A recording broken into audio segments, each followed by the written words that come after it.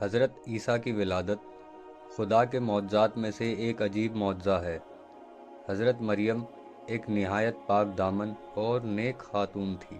اللہ نے ان کو بنا کسی مرد کے معجزاتی طور پر ایک بیٹا عطا فرمایا۔ جب لوگوں نے حضرت مریم پر الزام لگایا تو انہوں نے بچپن کے عیسیٰ کی طرف اشارہ کیا۔ حضرت عیسیٰ نے جھولے میں بات کی اور کہا، میں اللہ کا بندہ ہوں، اس نے مجھے کتاب دی ہے اور مجھے نبی بنایا ہے۔ جب حضرت عیسیٰ بڑے ہوئے تو اللہ نے ان کو بنی اسرائیل کی ہدایت کے لیے بھیجا۔ انہوں نے لوگوں کو اللہ کی عبادت کی طرف بلایا اور دنیا کی حقیقت سمجھائی۔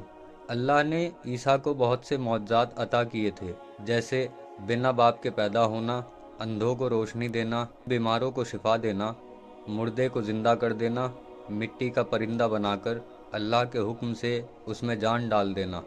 بنی اسرائیل کے کچھ لوگ حضرت عیسیٰ کی باتیں سن کر ان کے مخالف ہو گئے۔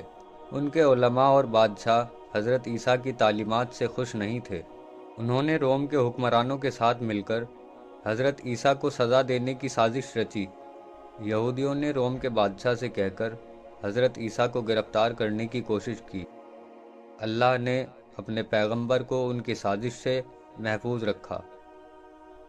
قرآن کے مطابق اللہ نے حضرت عیسیٰ کو زندہ آسمان پر اٹھا لیا، اور جو شخص ان کی شکل میں تھا اسے لوگوں نے مصلوب کر دیا۔ خداوند عالم قرآن مجید میں فرماتا ہے، نہ انہوں نے عیسیٰ کو قتل کیا اور نہ ہی سولی پر چڑھایا، بلکہ ان کے لیے ایک شبیہ بنا دی گئی۔ قرآن اور احادیث کے مطابق حضرت عیسیٰ قیامت سے پہلے دوبارہ اس دنیا میں آئیں گے۔ جب دجال دنیا میں فتنہ و فساد برپا کرے گا، تب حضرت عیسیٰ بحکم امام مہدی اسے قتل کریں گے۔ وہ انصاف کا نظام قائم کریں گے اور اسلام کو پوری دنیا میں غالب کریں گے۔ حضرت عیسیٰ ایک عظیم نبی تھے جو اللہ کے حکم سے پیدا ہوئے اور اللہ ہی کے حکم سے زندہ آسمان پر اٹھا لیے گئے۔ ان کی زندگی ہدایت، معجزات اور صبر کی مثال ہے۔ قیامت سے پہلے ان کی دوبارہ آمد ایک بڑا واقعہ ہوگا جو دنیا کی تقدیر تبدیل کرے گا۔